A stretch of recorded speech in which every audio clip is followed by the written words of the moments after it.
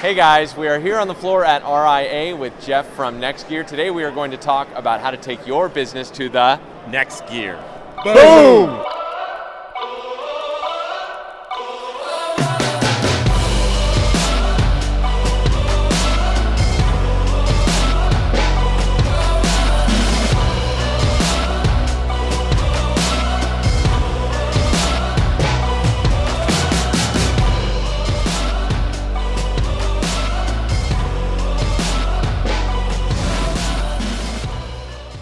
Hey guys, really excited to be here with Jeff from Next Gear and OP. We are in RIA. Where are we, guys? What city are we in? Palm Springs. Palm Springs, California. Lovely Palm Springs, California.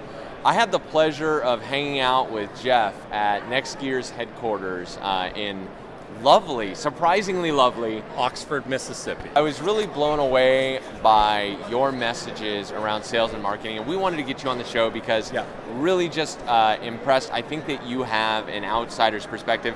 Maybe before you share the perspective, you could kind of talk about your history, where you came from, and how you got into this crazy Really business. quick, I'm going to jump in because, guys, I want you guys to really kind of tune in because really, as a business owner, as a leader, you have to be able to, if you're going to scale, you have to be able to understand that systems are really what you need to scale your business. If you are the owner, operator, the guy that's always on site, the guy that's always doing this stuff, you're not going to scale. You're going to continue to be frustrated and plateau.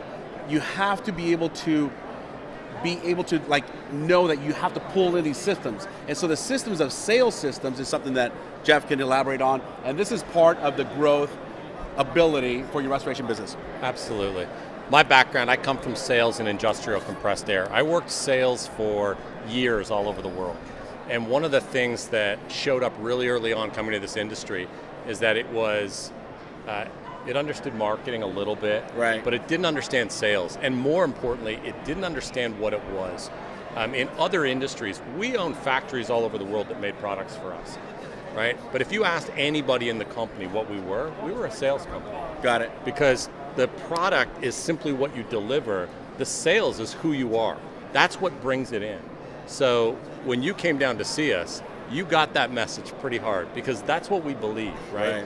We need to get this industry to a place where it understands you're sales companies. Right. So you basically, the focus is, for all of us, we're sales people first, sales company who happen to sell restoration services. Correct. That's right. Period. Yep. Yeah.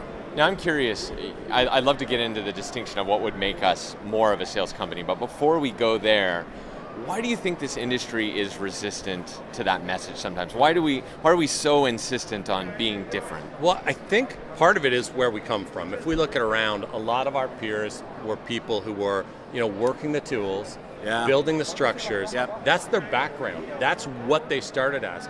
And a lot of them had to go out and sell so that they could do it, but they didn't see themselves as salespeople. They saw themselves as people who had to sell. The operator. Right.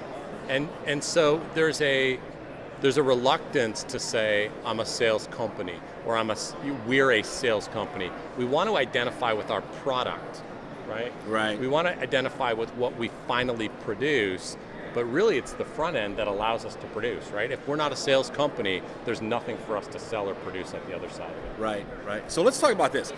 For the people that don't know how to sell, if they don't see themselves as salespeople, what can your system do to really help alleviate the pressures of that to make it more of a systematic process? So, does that make sense? Yeah, and I think the big thing, one of the things that really sets it out, if you want to become sales focused, you need systems, right? It's great to hire somebody and set them on the road to let them, here's a credit card and here's some keys, go market for me, right? And it happens all over the place. Totally. But then nobody really knows what that brings into the company, how much effort it takes to generate it, when it's the right time to hire more people, how much they should pay those people. They don't have systems in place, right? So when you get a product like ours, what you're looking to do is build for yourselves a system. Luxor has pre-built structure in it that's designed to support your company as you move into being more sales focused, right? It's stuff we know works in this industry. It's things you should be doing anyways, and they're roadmap for success. So when you have turnover, it's plug and play. You get a good person, you put them into your company, you've already proven the steps that are necessary, and they can follow that. and go out and generate business. It's a much faster uptake for new employees. Guys, I mean, what Jeff just said as far as, when you have turnover with your employees, this is crucial. When you have a system that they can follow, it's a McDonald's franchise, right? And Tim, you were talking earlier about how the flow really makes sense. Can you elaborate on that? Absolutely. So I think that as salespeople, we think of our work a lot of the times as like an art. Like it can't be systematized. Right. No one else can do it. Exactly. Right. It's like, have you ever tried to hand a salesperson like a sales script? It's like, oh my gosh, I'll be so robotic, I'll be so mechanical. Right. And you think about what kind of people use checklists and scripts, right? Airplane pilots, doctors, people that deal with precision, right. People that deal in high-end enterprise, they all use systems. Yeah. Engineers, they became successful as a result of this. And I just recently, if you guys have read the Checklist Manifesto, he talks about how during World War II, the Allies went out to try to find the best bomber plane they could find. And there was one that was just heads and shoulders above everything else. But the first test flight, it crashed. And they found it was due to pilot error. And they came up with one invention, and it was a checklist. Yeah. And they just do a pre-flight checklist to make sure that they follow all the steps. The pilot knew everything he needed to know. He had all of the tools. He had the best plane in the world, but he just missed something. And if we have that system, I think that it makes such a huge difference. And one thing and just so you guys know, we use Luxor. We're not just here talking about it. We're a big believer in this product. It teaches you, okay, step one, this is the first step of the sales process. Step two, this is the second step. And so for me, as someone that runs a restoration company, I want to be able to hold my salespeople accountable with clear-cut metrics, not like, oh, it's been slow. If you've ever, I would say if you've ever received that. Hear that again, I'm going to lose my cool. Yeah, so I would wonder. Are you slow too? Yeah, I'm slow. Right? Things are slow, right? Like, it's not raining, it must be slow. So I love the fact that you talk about being a sales-minded company. So if I'm a restoration company and I want to transform myself to a sales company, how would that look different? Like specifically, how do I know I'm a sales company versus a restoration company? So for me, the first thing is culture shows up, right? Yeah. Everybody in the company speaks sales. We talked about it last week when you were down. If you take phone calls about work you've already got to talk to the adjuster and give them an update, and any person in your company gets off the phone without saying, hey, do you have anything else we can help you with? You're not a sales company. Yeah. And if you don't do that, you are leaving money on the table. No, you're not leaving it on the table. You are sending it to your competition. Absolutely. Right. I remember you said something last week about the average business development person comes into a agent's office or property manager's office, and they end up offering what's so great about their company. Right. Yeah. Share that if you would. So to me, the biggest thing that a salesperson's job is to do is act as an agent of change. They're going to go and find somebody, and they're going to try and elicit from them a change in behavior. And as an industry, typically what we do is we all speak the same language. So we'll walk in and we'll say, we're locally owned and operated. We have the best techs. We respond 24/7. We're really great at this. We're really great. You should love us for this. And what they're hearing is everything they've heard from the person they're already using. Right. You're validating the choice they've already made, and you're not giving them any motivation to do something different. So what you mean to tell me is that everybody's trying out houses in 3 days. Unbelievable, isn't right? it? Yeah. Like I thought we were the only ones. And so I love that because I think that we go in it and we sell features and benefits that are the same tired features and benefits as every single person. Well, I liken it, if you go to somebody and say, you should change and use me, and they say, why? And you say, because I'm exactly like the person you're already using. That's what you're saying. Yeah. Totally. Oh, and so why am I changing? So, you now what you're really counting on is that the other company has failed. Yes. That's really your only leg to stand on. So you're not standing on the merit of what you mean to them as a prospective partner. Right. You're standing on the failure of someone else. That is a terrible way to sell, and it is not going to lead you to the success you're looking for. Right. Absolutely. So here's what I'm hearing. You have the system, and I appreciate you want us to get over there to teach all of the other people that want to come into your system sales techniques. Right. So thank you for that offer. We appreciate that. Happy to We're going to do that. Because what's happening, guys, look, Jeff's got the system, but if the mindset does not shift from owner-operator to we just do construction to sales, you're going to be screwed. Right. Like you got to have the sales mindset. Absolutely.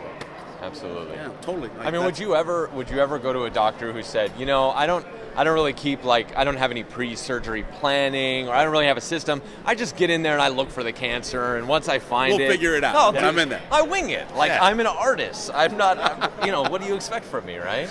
I think that's incredible. That's incredible. Any big takeaways that you would like to share with the restoration company? Yeah, because this is one that doesn't come up a lot, or people are surprised when it comes up. But if you want to be sales driven, if you want to see your numbers really grow, you've got to start at the beginning, which is the information you take in today. Bingo. As an industry, we're terrible.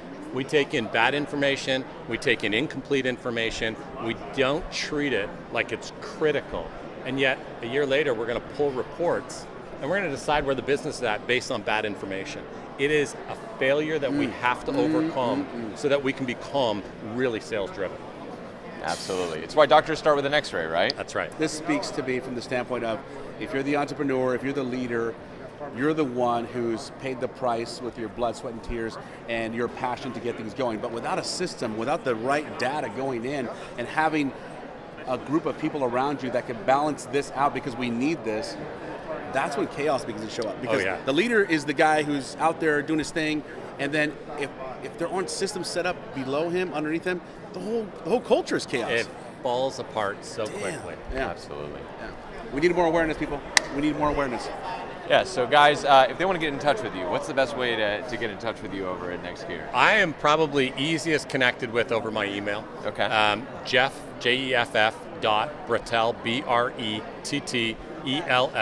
at nextgearsolutions.com. Yeah, absolutely. Hey guys, we don't get any commission for this. This is something that we believe in. This is why we're bringing this to you guys, because we feel like we want to continue to contribute to you guys the best we possibly can on the current tools that are available to you now to make a difference in your business right now. In the interest of full disclosure, I did leave Mississippi with 2 pens. Just putting that out. And they were great pens. And if I can, before we wrap, we do champion days, which is what new companies coming on board get to participate in. And it's not, where should I click in your software? It's how do we change our company so that we get the most out of your software? Right. How do we become a sales-driven company so we leverage the tools and they support where we're going? Love it. Right? Absolutely. These guys are truly committed to success. I was really impressed with the Champion Days program. And we are obviously people that talk a lot and think a lot about sales and marketing, and I walked away with 10 pages of notes. Truly. I'm not even so exaggerating. glad to hear that. Yeah. It was truly remarkable. I was so impressed with you, and we really appreciate you coming on and sharing a few minutes Thanks with us for today. having me, guys. This is Love great. it. Thank you, Jeff. Thank you, Jeff. Absolutely. Right on. Peace out, guys. We'll see you guys soon.